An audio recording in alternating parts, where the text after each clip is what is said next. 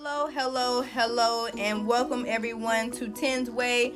Today I will be showing you how to build an acrylic nail. I must say this is definitely an efficient way to do it. If you're ready, go ahead and grab your things and let's go ahead and get started. What you would do if this was a real client, you would push back her cuticle after putting on some kind of cuticle solution. I would recommend you using something of this sort. A cuticle pusher that looks something like this.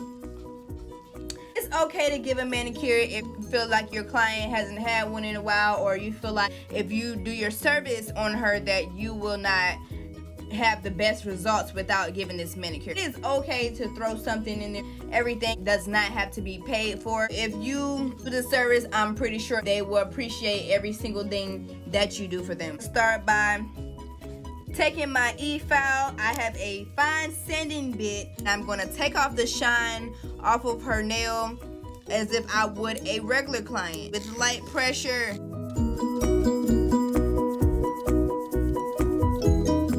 So just keep it on the natural nail so that everything looks nice and clean at the end.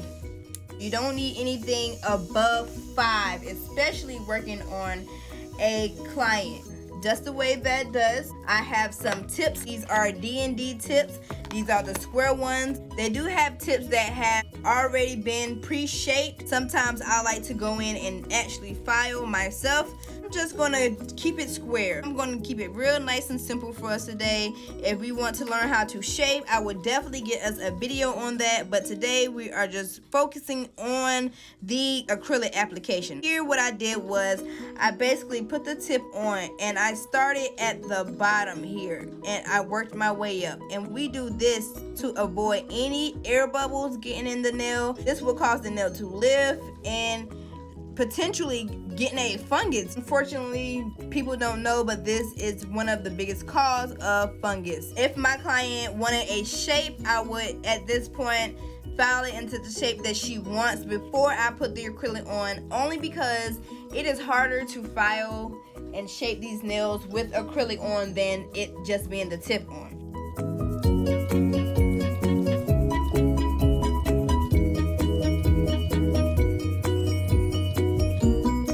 I'm just going to go back in with my e-file with a fine sanding bit.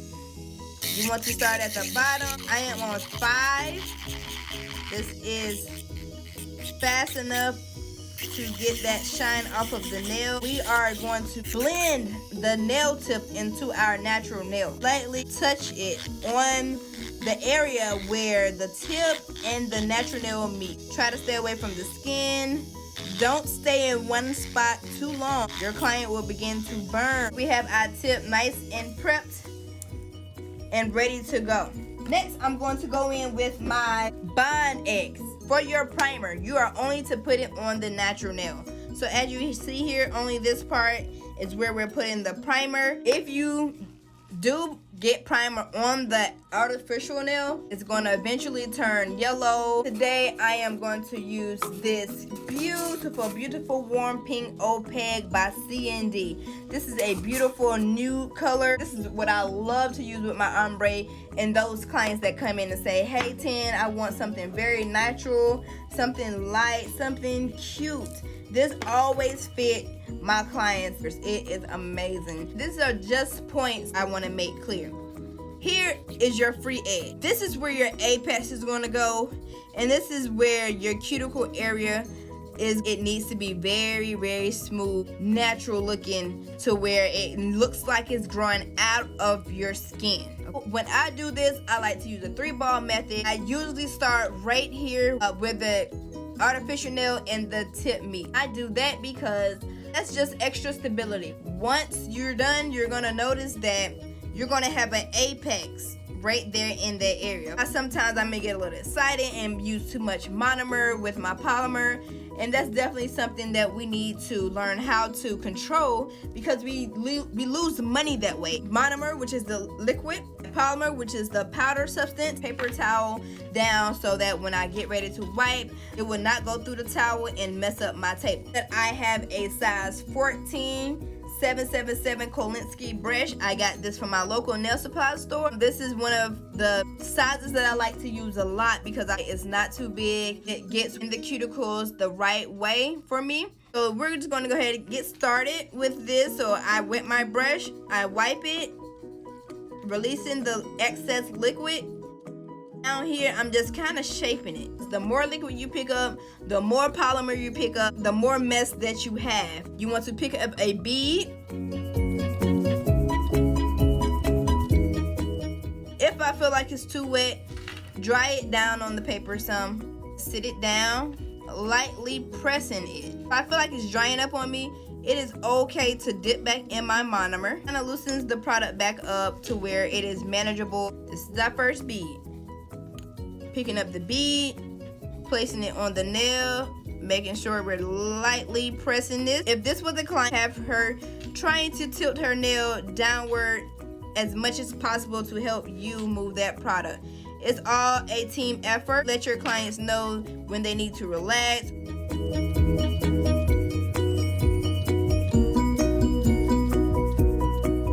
You put some at the end here. So I want you to see how thick this tip is. It does not need to be thick because one, they're not going to be able to pick up anything, and two, it's going to hurt if they break it, okay?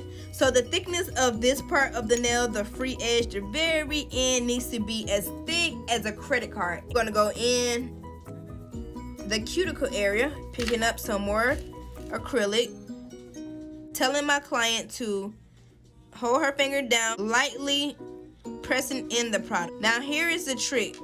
Now I know sometimes this product starts to just get runny, okay? You're gonna wet your brush again. You're gonna go around the edges just like this. It's okay to use the tip of your brush. Just make sure you're constantly wiping so that the product does not dry up in your brush and mess up your brush, because we all know that these brushes are very, very expensive, and who wants to buy a brush every week because they're not doing a simple step? That is definitely something that you want to get used to and start practicing, because you need to know how to be able to not have acrylic build up in your nail brush. Placing it as close to the cuticle as possible. I am lightly pressing it. Once you are satisfied with your nail, this is a way that you can check to see if the nail is dry if you're not quite sure. If you hear a clicking sound, it is dry. Okay, we're gonna go in with our 80/100 grit file. Just reinforce the side wall.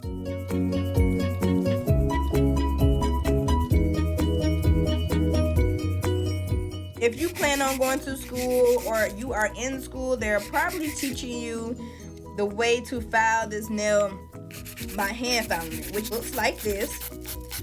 This can definitely be a good way to file if you feel like you cannot use the hand drill or if it's too fast for you, but you definitely do want to learn how to use it because it cuts down on your time. This goes back to if you put on the acrylic as smooth as possible. At this point here, you wouldn't have a lot of filing. I choose to use the electric file. Today, we'll be using a fine drill bit.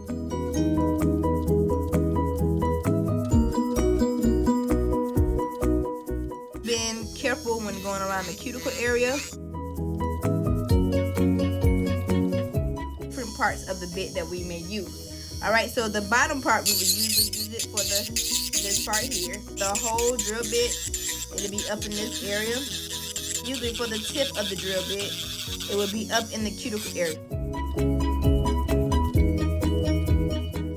Continue to look at that side profile, making sure that it is nice and smooth, making sure that those cuticle areas are nice and smooth as well.